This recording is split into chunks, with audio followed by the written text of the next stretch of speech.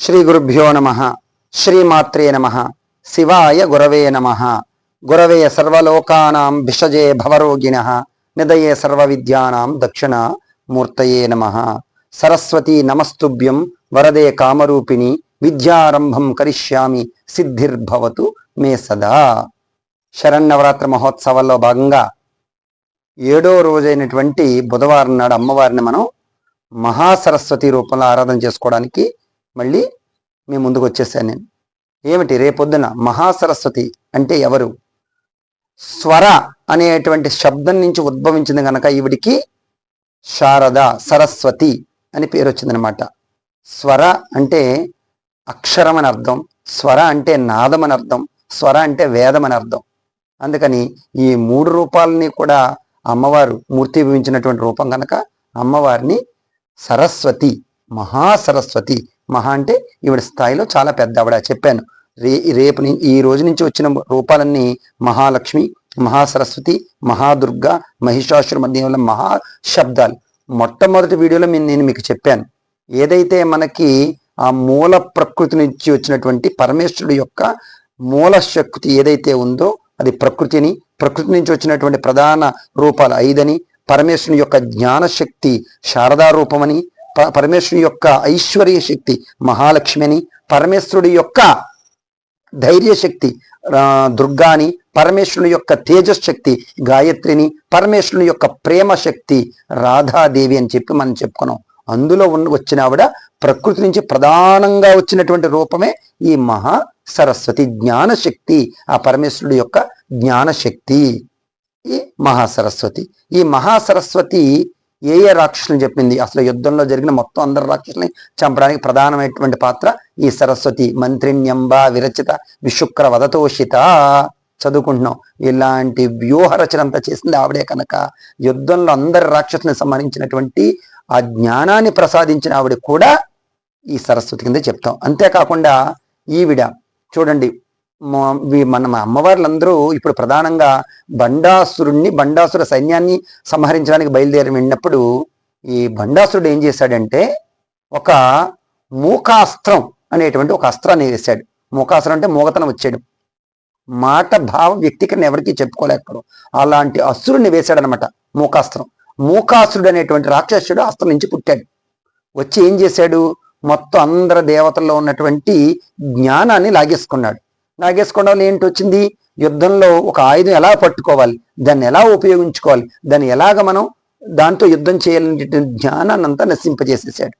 అప్పుడు చూసింది ఈ శారద అమ్మవారు, చూసి మంత్రిని చూసి అప్పుడు తన యొక్క రుద్రవీణ, అమ్మవారి మెడలో ఉంటుంది కదా ఎప్పుడు వీణ, ఆ వీణ రుద్రవీణతోటి వాడి తల పగలగొట్టి వాటి భయంకరంగా సంహరిస్తుంది వాడిని. అందుకని ఆవిడికి మూకాసురుని సంహరించింది కనుక మూకాంబిక అనేటువంటి పేరు కూడా అమ్మవారికి ఉంది. మన కర్ణాటక రాష్ట్రంలోనే మూకాంబిక దేవస్థానం ఉంది, కొల్లూర శ్రీ మూకాంబిక. మీ అందరికీ తెలుసు, ఈ కథ అంతా అక్కడదే. ఆ మూకాసురుడు అనేటువంటి రాక్షసుని సంహరించడం వల్ల అమ్మవారికి మూకాంబిక అనేటువంటి పేరు కూడా వచ్చింది. అంతేకాకుండా విశుక్రుడు అనేటువంటి ఆ బండాసురుడు తమ్ముడిని కూడా ఈ అమ్మవారే సంహరించిందని, ఇలాంటి బోళ్ళంత రాక్షసులందరినీ కూడా అమ్మవారు ఒక్కొక్క రూపంలో సంహరించిందని చెప్పుకుంటూ ఉంటాం మనం. అదేవిధంగా ఈ అమ్మవారు అసలు శారదాదేవి గురించి మనం వివరించుకోవాలంటే సృష్టిని చేయడానికి ఆ పరాశక్తి ఏదైతే ఉందో ఆవిడ బ్రహ్మగారికి ఒక జ్ఞాన స్వరూపంలో ఆ ఒక శారదాదేవి కింద అమ్మవారికి సరస్వతి కింద బ్రహ్మగారికి జ్ఞానాన్ని స్ఫురించడానికి ఒక శక్తి రూపంలో బ్రహ్మగారికి మొట్టమొదటగా ప్రసాదించింది ఆవిడ. ఆయనకి కనపడింది ఈవిడ జ్ఞానస్వరూపంలో. ఆ తర్వాత శ్రీ మాతయే ఆది పరాశక్తియే ఈ సరస్వతి రూపంలో అవతరించిందని కూడా మన పురాణాలు చెప్తున్నాయి. ఈ సరస్వతి కవచం అని ఒకటి ఉంటుంది. ఈ సరస్వతి కవచాన్ని మొట్టమొదటగా శ్రీకృష్ణుడు భాగవతంలో శారదాదేవి ఆరాధన చేశాడని కూడా మనకి కృష్ణ భాగవతంలో చెప్పడం అనేది జరిగింది. అంతేకాకుండా ఆ పరాశక్తి ఆ లలితాదేవియే ప్రధానమైనటువంటి 5 రూపాల్లో ఉన్నటువంటి జ్ఞానశక్తి కింద ఈ శారదా రూపంలో అవతరించింది అని కూడా చెప్తున్నాం అనమాట. ఈ మాత కేవలం చదువుల తల్లి మాత్రమే కాదు, సరస్వతి అంటే చదువుల తల్లి, అందరికీ అది తెలుసు. చదువుల తల్లి మాత్రమే కాదు, ఈవిడ సర్వ శక్తి స్వరూపిణి, సర్వ సామర్థ్యాలు కలిగినది, తన భక్తులకి అన్ని శక్తుల్ని ప్రసాదించేటువంటిది అని కూడా భాగవతంలో నవమ స్కందంలో దీని గురించి వివరించడం అనేది జరిగింది. ఈవిడ్నే మహామాయ మహామాయ, మహామాయ అని మనం చదువుతున్నాం కదా, ఆ మహామాయ అన్నా కూడా సరస్వతీదేవి. ఈవిడ్ని భాషా జ్యోతిర్మయి అని కూడా చెప్తాం. ఒక జ్యోతి రూపంలో కొన్ని చూడండి, మీరు సరస్వతీదేవి ఫోటోలు చూస్తుంటే ఇలా జ్యోతి వెలిగినట్టు వచ్చి మధ్యలో అమ్మవారు వీణ పట్టుకుని హంస మీద కూర్చున్నట్టు చాలా ఫోటోలు, ఇదివరకు పాత ఫోటోలు. ఈవిడ భాషా జ్యోతిర్మయి అని కూడా మనం పిలుస్తూ ఉంటాం. అంతేకాకుండా ఈవిడ్ని కళారస హృదయం కలిగినటువంటి అమ్మవారు, కళారస హృదయమయి అని కూడా మనం పిలుస్తూ ఉంటాం. ఈవిడ్ని సరస్వతీదేవి పుస్తక రూపిణి అని కూడా మనం పూజలన్నీ కూడా ఈవిడికి అందిస్తూ ఉంటాం. సరస్వతీదేవి అశ్వి అనేటువంటి ఒక శబ్దం నుంచి పుట్టడం వలన, అశ్వి అంటే ఏమిటంటే ఆశీర్వాదం ఇచ్చునది అని అర్థం. ఈ అమ్మవారిని మనం ఆరాధిస్తే అమ్మవారు అశ్వి అంటే ఏంటంటే ఆశ్వీజ మాసం. చూడండి, ఇదంతా చెప్తున్నాం కదా, శరన్నవరాత్రులు ఎప్పుడు ప్రారంభమవుతాయి? ఆశ్వీజయుక్త అశ్విని నక్షత్రయుక్త పూర్ణిమాయాం ఆశ్వీజ మాసే. ఈ ఆశ్వీజ మాసంలోనే, అందుకని ఈ మాసానికి కూడా ఆశ్వీజం అని పేరు పెట్టారు. అందుకని ఆ ఆశ్వీజ మాసంలో ఈ అమ్మవారి శరన్నవరాత్రులు, శారదా నవరాత్రులు రావడం వల్ల ఇదంతా అసలు మనం చేసేదంతా కూడా శారదా నవరాత్రుల కిందే లెక్క అవుతాయి అనమాట. మనకి ఆశీర్వాదం ఇచ్చు తల్లి, అశ్వి అంటే మనకి ఆశీర్వాదం ఇచ్చు తల్లి అని అర్థం అనమాట. అంతేకాకుండా అశ్వి అంటే విజేత, విజేత అంటే మనకి జయమును ఇచ్చు తల్లి, అందుకే విజయ దశమి అంటాం. మనకి విజయాన్ని ఇచ్చేటువంటి తల్లి అని అర్థం అనమాట. అంతేకాకుండా సరస్వతి అంటే సత్వగుణం కలిగినటువంటి తల్లి, సత్వం అంటే శుద్ధ సాత్వికం. అందుకని ఈ అమ్మవారి శ్వేత వస్త్రం, తెల్లటి మనస్సు కలిగినటువంటి తల్లి అని అర్థం. అందుకని ఈవిడికి కూడా మంచి మనం పూజ చేసేటప్పుడు కూడా శ్వేత అక్షంతలు, తెల్ల అక్షంతలు, వెన్న మరియు తెల్లటి పటికీ బెల్లము, ఇలాంటి దూది వస్త్రములు, తెల్లని వస్త్రములు, తెల్లని చందనము, ఇలాంటివన్నీ కూడా పట్టించడం వల్ల అమ్మవారికి ఎంతసేపు శ్వేతవర్ణం, తెలుపు అంటే చాలా ఇష్టం అనమాట. ఇలాంటి ఆరాధన చేయడం వల్ల శుద్ధ సాత్విక తత్వం కలుగుతుంది. అంతేకాకుండా జ్ఞానం యొక్క విచక్షణ అంటే జ్ఞానం తెలుసుకోవడం వేరు, జ్ఞానశక్తి వేరు, బుద్ధిశక్తి వేరు. జ్ఞానాన్ని తెలుసుకునేటువంటి జ్ఞానాన్ని మనకి ప్రసాదిస్తుంది. అంతేకాకుండా అంతర్దృష్టికి ప్రత్యేకత. అంతర్దృష్టి అన్నది వేరే ఉంటుంది. మనం ఏదైనా ఒకటి అలా వింటూ ఉంటాం, కానీ మన మనసులో దాన్ని విచారణ అన్నది చేసుకుంటూ ఉంటాం, విన్న వెంటనే సమన్వయం చేసుకుంటూ ఉంటాం. ఇలాంటి లోపల మన మనసులో సమన్వయం చేసుకునేటువంటి శక్తినిచ్చేటువంటి అమ్మవారిని ఈ శారదాదేవి అని చెప్తాం. మనకి పురాణాల్లో చాలా మంది సరస్వతీ దేవులు ఉన్నారు, శారదాదేవులు, శ్యామల రూపాలు. శ్యామల అన్నా కూడా శారదాదేవి. బోళ్ళని రూపాలు ఉన్నాయి మనకి. మొట్టమొదటిగా ఈవిని చింతామణి సరస్వతి అని కాకేస్తారు. 7 రూపాయలు ప్రధానంగా చెప్పారు, 7 సరస్వతిని. అవన్నీ కూడా చెప్తున్నాం. ఏ సరస్వతిని ఆరాధిస్తే మనకి ఏమి ఫలితం కలుగుతుందో కూడా నేను ఇక్కడ మీకు చక్కగా వివరిస్తాను. ఆయా నామంతో మీరేమీ చేయక్కర్లేదు. ఇప్పుడు చింతామణి సరస్వతి అంటే ఎక్కడికి వెళ్ళాలంటే అప్పాజీ గారిని అని అనగక్కర్లేదు. ఆ అమ్మవారిని, మీ దగ్గర ఉన్నటువంటి శారదా అమ్మవారిని చింతామణి సరస్వతి నమో నమః అని ఆరాధిస్తే చాలు, ఏమి ఫలితం వస్తుంది. ఇలా 7 మన శాస్త్రంలో చెప్పినటువంటి 7 సరస్వతిని ఆరాధించడం వల్ల ఏమి ఫలితం కలుగుతుందో నేను చెప్తున్నాను చూడండి. మొట్టమొదటిది చింతామణి సరస్వతి, రెండోది జ్ఞాన సరస్వతి, 3 నీలా సరస్వతి, 4 వచ్చి గంటా సరస్వతి, 5 కిని సరస్వతి, 6 అంతరిక్ష సరస్వతి, 7 వచ్చి మహా సరస్వతి.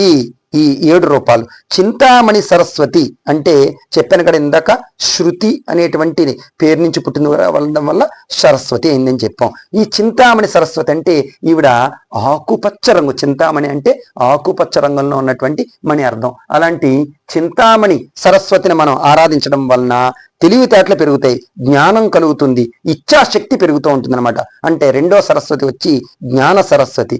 ఈవిడిని ఆరాధించడం వలన జ్ఞాన ఉదయం అవుతుందన్నమాట. జ్ఞాన ఉదయం అవుతుందన్నమాట.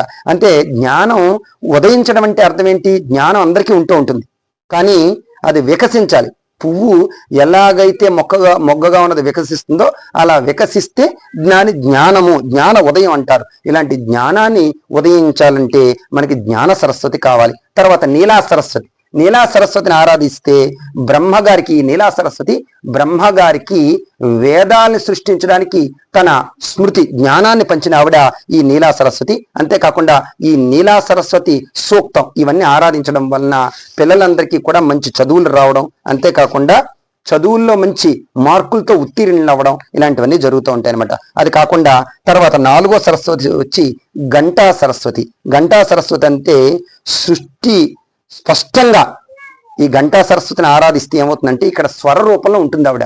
వాడి నోటంట స్పష్టంగా మాటలు వస్తాయన్నమాట. అంతేకాకుండా ఏదైతే చూడండి, కొంతమంది పిల్లలకు ఉంటారు, వాళ్ళకి కొంతమంది ఏంటంటే మాటలు రావడానికి కొంచెం ఆలస్యం అవ్వచ్చు, లేకపోతే కొంతమందికి జన్మతః మూకత్వం అన్నది కూడా ఉండొచ్చు. ఇలాంటివన్నీ పోవాలంటే ఈ అమ్మవారిని ఘంటా రూపంలో ఉన్నటువంటి స్వర రూపంలో ఉన్నటువంటి అమ్మవారిని ఆరాధిస్తే వాళ్ళ నోటంట అమృతమైనటువంటి వాక్కులు రావడం, మాట స్పష్టంగా రావడం ఇవన్నీ కూడా ఖచ్చితంగా జరుగుతాయి అన్నమాట. తర్వాత 5వ సరస్వతి వచ్చి కిని సరస్వతి అని చెప్తాం. ఈవిడ 3 నేత్రాలతో ఉన్నటువంటి అమ్మ. అందుకని ఈవిడ త్రినేత్రంతో ఉన్నటువంటి అమ్మ అవడం వల్ల ముగ్గురు అమ్మల మూలపుటమ్మతో మనం పోలుస్తూ ఉన్నాం అన్నమాట. ఈవిడ్ని మనకి శారదామాతగా అహంకార శక్తి అని చెప్తూ ఉంటాం. అహంకారం అంటే అహంకారం ఉండాలి మనకు కొద్దిగా. ఏంటంటే చూడండి, అహంకారం 3 రకాలు ఉంటుంది. అహంకారం, నిరహంకారం, దురహంకారం. అహంకారం అంటే కొద్దిగా మనకి అహంకారం ఉండాలి, నేను ఈ పని చేసి చూపించగలను. చూడండి, క్లాసులో పిల్లలు ఉంటారు, నువ్వు లెక్క చేయలేవరని తిడతారు. తిట్టగానే వాడికి కోపం వచ్చి టకటక ఎక్కడ లేని జ్ఞానం తీసుకొచ్చి ఆ లెక్క చేసి టీచర్కి చూపిస్తాడు. చూపించండి, ఆ అహంకారం ఉండాలి పిల్లల్లో. అహంకారం లేకపోతే మనం ఏమి చేయలేం. నిరహంకారం అంటే అహంకారం లేనటువంటి స్థితి అని అర్థం. అలాంటిది వచ్చిందనుకోండి, నేను ఎందుకు చేయాలి ఈ పని, చేస్తే ఏమొస్తుంది, నువ్వు కష్టపడి చదువుకోరా బాబు, 2 రూపాయలు వస్తాయని 2 రూపాయలు తీసుకుని నేను ఏం చేయాలండి అప్పాజీ గారు అన్నాడికి నేనేం చెప్తాను ఇంకా. అందుకని అలాంటి అహంకారం లేనటువంటి స్థితినే నిరహంకారం అంటారు. ఇంకా దురహంకారం 3వది. ఇది స్థాయిలో పెద్దది. ఇది వచ్చేసిందంటే అందరికీ కూడా ఇంకా అహంకారం తలకెక్కుతూ ఉంటుంది. మన చుట్టూ ఉన్న వాళ్ళందరినీ కూడా చిన్న చూపుతో చూస్తూ ఉంటాం. వాళ్ళని మనకన్నా తక్కువగా భావించడం అన్నది కూడా జరుగుతూ ఉంటుంది అనమాట. అంతేకాకుండా ఇలాంటి కిని సరస్వతిని ఆరాధించడం వలన మనకి ఏం జరుగుతుందంటే అమ్మవారు అలాంటి అహంకార శక్తిని మనలో ప్రేరేపించి ఆ పనిని చక్కగా గట్స్ అంటాం కదా, ఆ గట్స్ తో చేయడానికి మనకి ఉపయోగపడుతూ ఉంటుంది అనమాట. ఇంకా 6వ అమ్మవారు వచ్చి అంతరిక్ష సరస్వతి. ఈవిని ఆరాధిస్తే కళలు ఉంటాయి మనకి, లలిత కళలు, సంగీత కళలు ఇలాంటివన్నీ ఉంటాయి. పిల్లలందరూ చూడండి చక్కగా పాడుతూ ఉంటారు, చక్కగా వీణ వాయించడం నేర్చుకుంటూ ఉంటారు. తర్వాత నృత్యం, భరతనాట్యం కళలు ఇలాంటివన్నీ నేర్చుకుంటూ ఉంటారు. ఇలాంటి కళలన్నిటికీ అధిష్టాన దేవత సరస్వతి అక్కడ ఏ రూపంలో ఉంటుందంటే అంతరిక్ష సరస్వతి రూపంలో ఉంటుంది అనమాట. ఆ దేవతని కనుక అంతరిక్ష రూపంలో ఉన్నటువంటి సరస్వతి దేవుని కనుక మనం ఆరాధన చేస్తే ఈ కళారంగంలో వాళ్ళు అభివృద్ధి, క్రీడా రంగం ఇవన్నీ కూడా కళల్లోకి వస్తూ ఉంటాయి అనమాట. అది ఆ రకంగా అంతరిక్ష సరస్వతిని మనం ఆరాధన చేస్తాం. ఇంకా 7వ సరస్వతి వచ్చి ఈవిడే మహా సరస్వతి. ఈ సర్వశక్తిమై సంపూర్ణమైనటువంటి విద్యలన్నీ చూడండి, పైన చెప్పిన అన్ని విద్యలు మనకు రావాలి అనుకుంటే ఈ మహాశక్తి రేపు వచ్చేటువంటి అమ్మవారి రూపంలో ఈ మహాశక్తిని ఆరాధించడం వలన అన్ని రూపాలు, అన్ని శక్తులు కూడా మనకి పరిపూర్ణంగా అందచేసేటువంటి ఈ శారదామాత రేపటి రోజున ఈవిడ్ని ఇంకా శ్యామలాదేవి అని కూడా కాకిస్తారు. మతంగముని యొక్క కుమార్తె అవడం వలన మాతంగి అని కూడా పిలుస్తూ ఉంటారు. ఈ అమ్మని ఆరాధించడం వలన ఈ అమ్మ శ్యామల రూపాలు ఎన్నెన్ని ఉన్నాయో, సుఖశ్యామల, వేణుశ్యామల, తర్వాత వీణాశ్యామల, రాజశ్యామల ఇలాంటి రకరకాల శ్యామల రూపాలు ఉన్నాయి. ఇవన్నీ కూడా మన లలితా సహస్రనామంలోనే వస్తూ ఉంటాయి. అమ్మవారిని అంతేకాక అంగదేవతలో ఒక ఆవిడైనటువంటి ఈ నకులి సరస్వతిని కూడా మనం ఆరాధించడం వాగ్దోషాల వల్ల వచ్చేటువంటి దోషాలు, దృష్టి దోషాలు ఇవన్నీ కూడా నివారణ అయి అమ్మవారి యొక్క అనుగ్రహం సంపూర్ణంగా కలుగుతూ ఉంటుంది. ఇలాంటి మహాశక్తి స్వరూపిణి ప్రకృతి స్వరూపంలో సర్వవేదమయి, సర్వనాదమయి, సర్వశాస్త్రమయి అయినటువంటి అమ్మవారిని రేపటి రోజున శారదా రూపంలో ఆరాధన చేయడం వలన, ఈ పుస్తక రూపంలో ఆరాధన చేయడం వలన పిల్లలందరికీ కూడా మంచి విద్యలు కలుగుతాయని చెప్పి సర్వే జన సుఖినో భవంతు, శాంతిరస్తు.